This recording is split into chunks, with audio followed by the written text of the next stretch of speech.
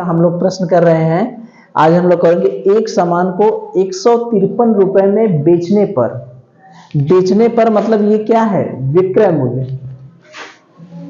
विक्रय मूल्य है 153 रुपए। एक सामान को 153 रुपए में बेचने पर एक व्यक्ति को 10% की हानि होती है। हानि कितनी हो रही है? प्रतिशत हानि हो रही है 10% की। ठीक है।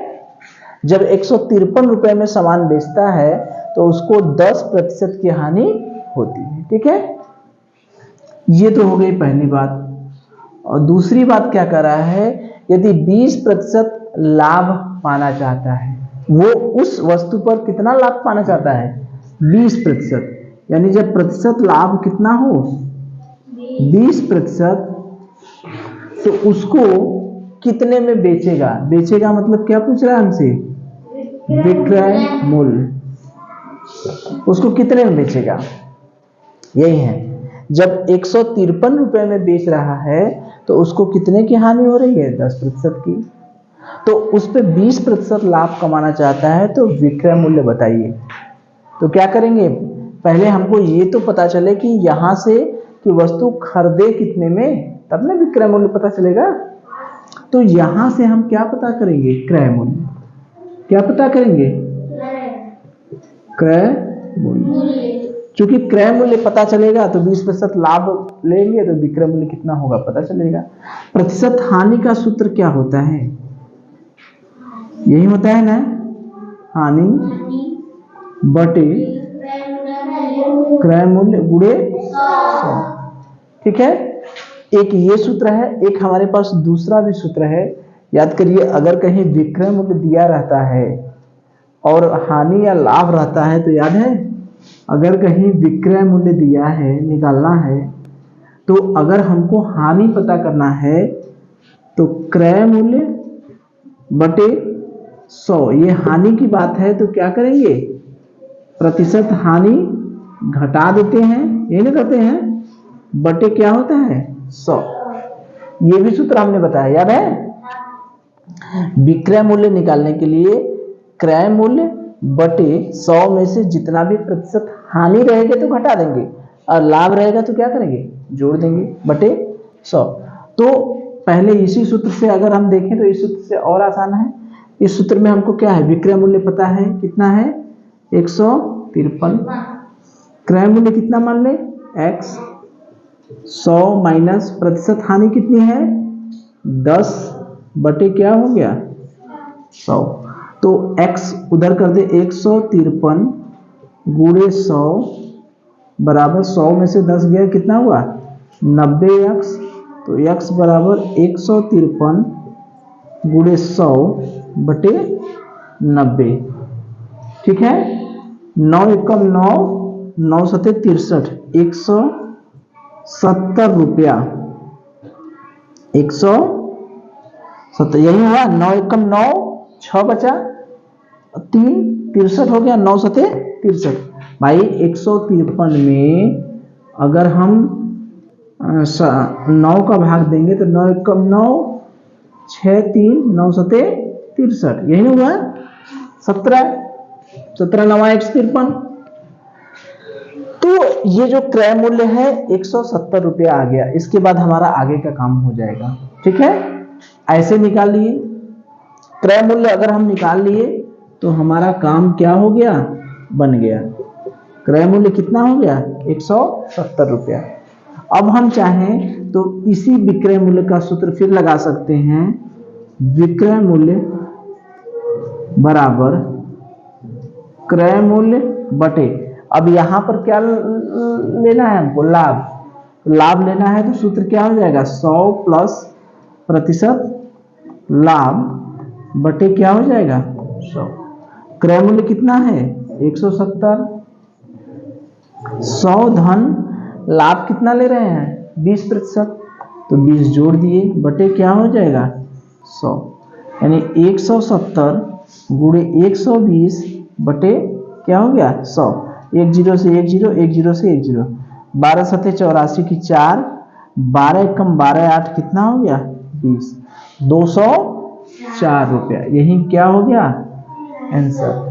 तो एक तो हमने इस सूत्र से बताया, किस सूत्र से, ये दूसरे विक्रय मूल्य से, कि एक सामान को 153 रुपए में बेचते हैं, यानी 153 रुपए क्या है विक्रय मूल्य, तो 10% की हानि होती है। प्रतिशत हानि कितनी है 10। तो उसी वस्तु पर हम क्या कर रहा है 20% लाभ कमाना चाहता है। तो 20% लाभ जब पाना चाह रहा है तो उस वस्तु को कितने में बेचना पड़ेगा। तो हमारे पास विक्रय मूल्य बराबर क्रय मूल्य ब्रैकेट में 100 माइनस प्रतिशत हानि बटे क्या होता है 100। इस सूत्र से हमें विक्रय मूल्य पता है, प्रतिशत हानि पता है, क्रय मूल्य नहीं पता है। क्रय मूल्य हमने क्या मान लिया x। उसके बाद पक्षांतर करके प्रतिशत हानि है 10, तो 90x बराबर 153। ये नीचे है, इधर आएगा ऊपर हो जाएगा 100 का गुणा। पक्षांतर करके हमने सॉल्व किया तो क्रय मूल्य कितना आ गया 170 रुपये। अब क्रय मूल्य हमको पता चल गया तो हमको 20% क्या कमाना है लाभ। तो 20% लाभ कमाएंगे तो विक्रय मूल्य क्या हो जाएगा निकालना है। तो वही सूत्र विक्रय मूल्य बराबर क्रय मूल्य। अब यहाँ पर क्या है, यहाँ पर तो हानि हो रही थी, यहाँ पर हमको क्या लेना है लाभ।